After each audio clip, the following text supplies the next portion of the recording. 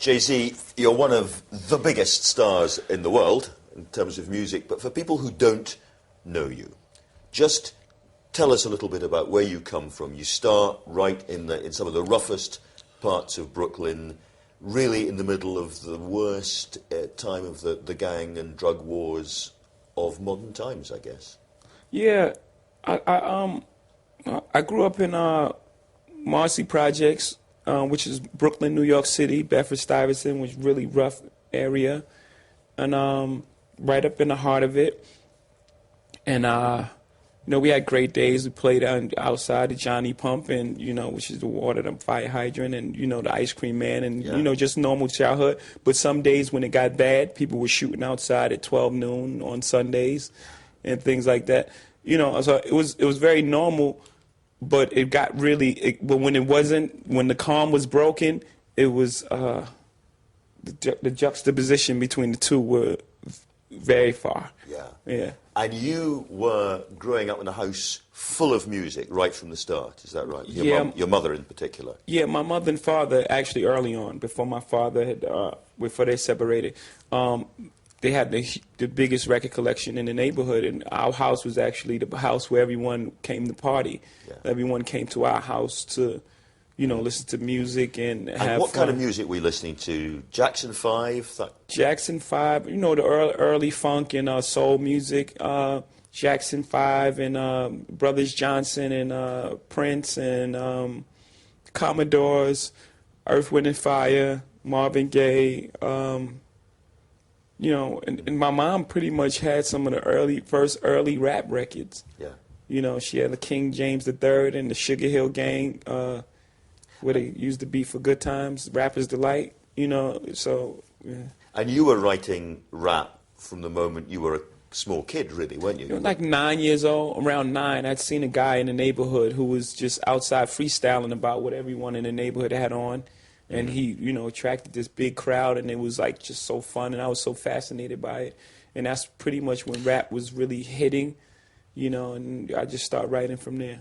And you're obviously always interested in language a lot. I think I read that you were fascinated by your English lessons at school. Yeah. Do you have other kind of poetry or American poetry influences in you at all? Do you read much? Yeah, I read quite a bit, but I read more so about the soul and about the search for life and, you know, everything that goes on outside of the tangible things that we see and know to be true. Yeah, but it's poetry in everything. It's poetry in how someone does an interview. You know, the way they deliver it, the words you choose, and how you segue to the next subject. So it's poetry in everything if you look for it. Yeah. Yeah. Now, among some people, rap's not got a great reputation in terms of a bit of violence in the language and sexism, and you know all the criticisms that are made against it. Your new album, you talk about the conversation's changed, and you seem to be taking the people following you, the people listening to you in an interesting new direction. Yeah, only because I'm you know, I've grown up through this rap thing. You know, you got to figure when most rap artists are popular, they're 18 and 19 years old. They're kids themselves. So, you know, that's how kids talk in the street, and they come from a rough neighborhood. So, you know, they're a little more desensitized. You know, so. And self-esteem is low because in these neighborhoods we're all taught that we're less than and we're not equal to everyone else in the world. So they're fighting against that, against the self-esteem and against ego and against everyone ignoring us from that point. And they're young, right? And we're young at that time. So it's going to be angry music. Yeah, and you know, I just want one of the rappers who chose to mature with my music. You know, a lot of times people are scared of that because rap, for the most part, is a young man's game. It's all about the gift of discovery and who's the new guy. You know, so you constantly competing with that. So, you know, as artists tend to get, you know, and onto their third and fourth album, they still try to compete with what's new instead of growing up and showing a different way. Because we all love music and we all love rap music, no matter what. We turn off rap music at a certain point because the the subject matter in the songs we don't relate to anymore. It's become boring in a way. Well, right? it just doesn't relate to our lives at that specific moment, because the artists that are doing it, they're making kids for they're making songs for a younger generation. You know, I just chose to really identify with my truths, other than try to cater to a specific audience. And I think that's why I've had so much. I'm on my my 11th #1 album yesterday. Yeah. You know, because I found that truth in my music, as opposed to finding the next hot thing or whatever is trendy at the moment. Yeah. You know? Yeah. And comparing yourself with other musicians and so on, you've written in the new album about crushing Elvis's blue suede shoes and moving beyond the Stones, but you're still clearly a Beatles enthusiast. I mean, you can hear it in the music, obviously. Yeah, that's how I try to make the there are those references to #1 albums, because yesterday I just passed Elvis for my 11th #1 album. Hey. We were tied with 10. And the Stones, I believe, have 9. The Beatles, of course, have 19. So that's my next goal. But as I was making this record, this CD, I was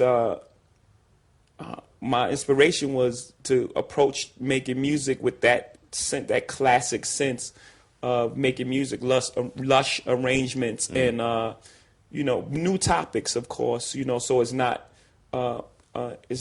And you've got little hooks of Beatles music, isn't it? Just the feel and the chord progressions, and just different things in it. But approach it like a true musician, with new topics. But that's why I call it a new classic, because it's an old approach of making music with new topics. Yeah.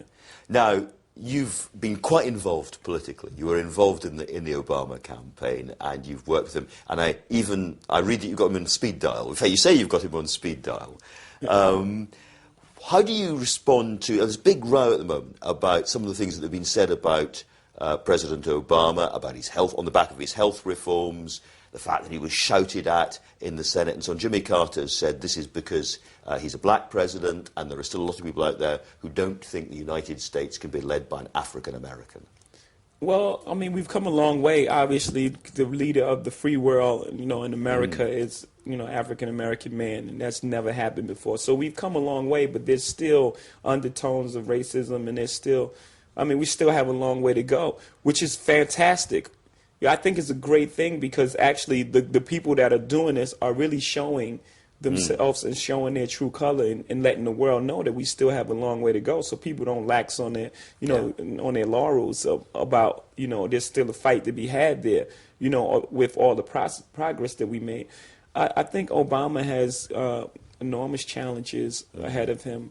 And what about the health issue I was going to ask you about? Because you come from an area where a lot of people don't have health insurance and have really bad health care. So I was wondering how important you think that health care battle is. I think for a long time that segment of the population has been underinsured and not taken care of. And if this is America or any country, and we care about all the citizens, not just the privileged ones, then I think it's only right that everyone is health care. I think everyone should be able to take care of themselves. Like, it's not socialist to think that way. I think it's more elitist to think the other way. Yeah, I think it's the opposite. And you came across Obama for the first time, I think, through your restaurant at one point. A lot of people coming in and out. You've got to know him a bit. What do you make of him? I mean, he seems from the outside, looking at him from way away, a remarkably cool, poised man. Is that the Obama you know? Yeah, he's a remarkably intelligent and charismatic person. Those people that you see are just special.